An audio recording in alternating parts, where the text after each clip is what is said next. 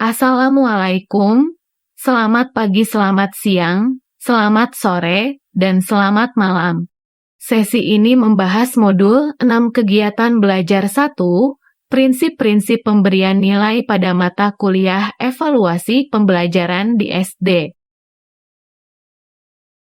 Penilaian harus memberikan hasil yang dapat diterima oleh semua pihak, baik yang dinilai, yang menilai, maupun pihak lain yang akan menggunakan hasil penilaian tersebut.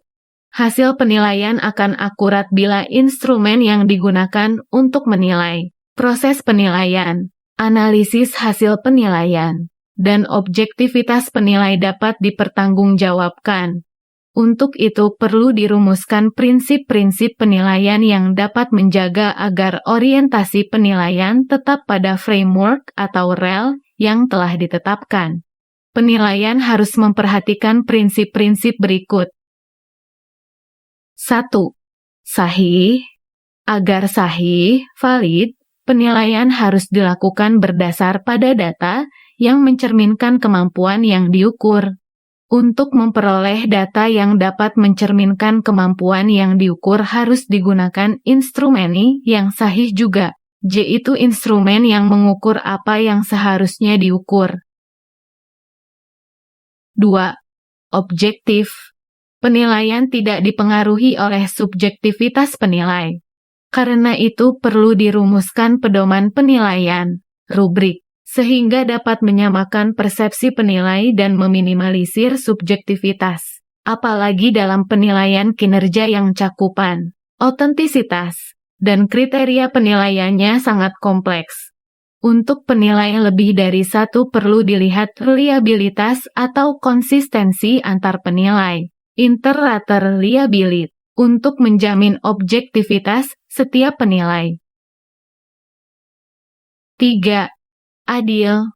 Penilaian tidak menguntungkan atau merugikan peserta didik karena perbedaan latar belakang agama, suku, budaya, adat istiadat, status sosial ekonomi, gender, dan hal-hal lain. Perbedaan hasil penilaian semata-mata harus disebabkan oleh berbedanya capaian belajar peserta didik pada kompetensi yang dinilai. 4. Terpadu penilaian oleh pendidik merupakan salah satu komponen yang tak terpisahkan dari kegiatan pembelajaran. Penilaian merupakan proses untuk mengetahui apakah suatu kompetensi telah tercapai. Kompetensi tersebut dicapai melalui serangkaian aktivitas pembelajaran. Karena itu penilaian tidak boleh terlepas apalagi melenceng dari pembelajaran. Penilaian harus mengacu pada proses pembelajaran yang dilakukan. 5. Terbuka. Prosedur penilaian dan kriteria penilaian harus terbuka, jelas, dan dapat diketahui oleh siapapun. Dalam era keterbukaan seperti sekarang, pihak yang dinilai dan pengguna hasil penilaian berhak tahu proses dan acuan yang digunakan dalam penilaian, sehingga hasil penilaian dapat diterima oleh siapapun. 6. Menyeluruh dan berkesinambungan. Penilaian oleh pendidik mencakup semua aspek kompetensi dengan menggunakan berbagai teknik penilaian yang sesuai untuk memantau perkembangan kemampuan peserta didik atau peserta didik. Instrumen penilaian yang digunakan secara konstruk harus merepresentasikan aspek yang dinilai secara utuh. Penilaian dilakukan dengan berbagai teknik dan instrumen, diselenggarakan sepanjang proses pembelajaran, dan menggunakan pendekatan assessment as learning, for learning, dan of learning secara proporsional. 7. Sistematis. Penilaian dilakukan secara berencana dan bertahap dengan mengikuti langkah-langkah baku. Penilaian sebaiknya diawali dengan pemetaan, dilakukan identifikasi dan analisis KD, dan indikator ketercapaian KD. Berdasarkan hasil identifikasi dan analisis tersebut dipetakan teknik penilaian, bentuk instrumen, dan waktu penilaian yang sesuai. 8. Beracuan kriteria. Penilaian pada kurikulum berbasis kompetensi menggunakan acuan kriteria.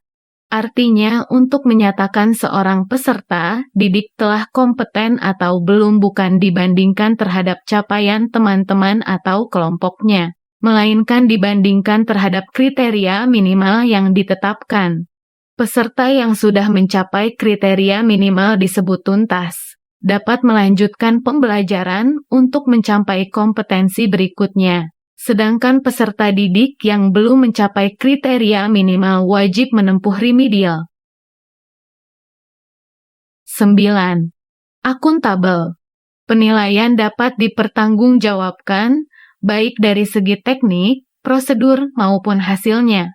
Akuntabilitas penilaian dapat dipenuhi bila penilaian dilakukan secara sahih, objektif, adil, dan terbuka, sebagaimana telah diuraikan di atas. Bahkan perlu dipikirkan konsep meaningful assessment. Selain dipertanggungjawabkan teknik, prosedur, dan hasilnya, penilaian juga harus dipertanggungjawabkan kebermaknaannya bagi peserta didik dan proses belajarnya.